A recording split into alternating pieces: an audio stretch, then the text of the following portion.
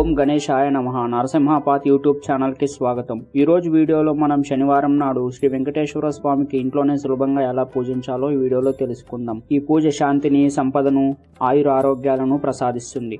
మనం సరళమైన పద్ధతిలో భక్తితో ఈ పూజను ఇంట్లోనే ఎలా ఆచరించాలో ఈ వీడియోలో తెలుసుకుందాం. ముందుగా పూజకు కావలసిన సామాగ్రిని సిద్ధం చేసుకోండి. శ్రీ వెంకటేశ్వర స్వామి చిత్రం లేదా విగ్రహం, దీపం, అగరబత్తులు, పసుపు, కుంకుమ, పుష్పాలు, తమలపాకులు, పండ్లు, తులసి ఆకులు, ప్రసాదం, ఒక శుభ్రమైన గిన్నెలో కొన్ని నీళ్లు, అలాగే ఒక చిన్నపాటి గిన్నెను తీసుకుని అందులో పంచామృతాన్ని తయారు చేయండి. శనివారం ఉదయం అమృత గడియల సమయంలో అనగా ఉదయం 7:30 నుండి 9 లోపు ఈ పూజని చేయడం శుభప్రదం. ముందుగా స్నానం చేసి శుభ్రమైన బట్టలు ధరించి పూజా స్థలాన్ని శుభ్రం చేయండి. స్వామి దిశ తూర్పు లేదా ఉత్తరం వైపు ఉండేలా చూసుకోండి. దీపం వెలిగించి అగరబత్తులు వెలిగించండి. గంటను మోగించి మనసును ప్రశాంతత చేసుకుని స్వామిని ధ్యానించండి. ఈ కింది మంత్రాన్ని 3 సార్లు జపించండి. ఓం నమో వెంకటేశ్వరాయ నమః. ఓం నమో వెంకటేశ్వరాయ నమః. ఓం నమో వెంకటేశ్వరాయ నమః. స్వామి విగ్రహానికి పసుపు, కుంకుమ అర్పించండి. తులసి ఆకులు, పుష్పాలతో అలంకరించండి. పంచామృతంతో అభిషేకం చేయండి.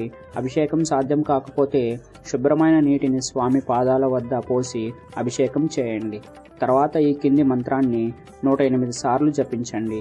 లేదా సమయం సరిపోదు అనుకుంటే కనీసం 21 సార్లు జపించాలి.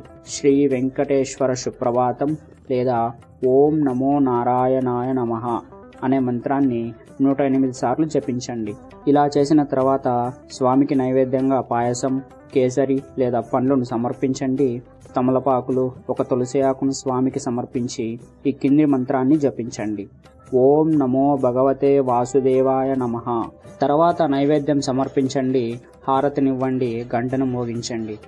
హారతి ఇచ్చిన తర్వాత స్వామి ముందు నమస్కరించండి. తర్వాత మీ మనస్సులో స్వామికి మీకు నచ్చినట్టుగా వేడుకోండి. ప్రసాదాన్ని కుటుంబ సభ్యులతో పంచుకోండి. ఈ సరళమైన పూజా విధానంలో శ్రీ వెంకటేశ్వర స్వామి ఆశీస్సులు పొందండి. శనివారం నాడు ఈ పూజను భక్తితో చేయండి.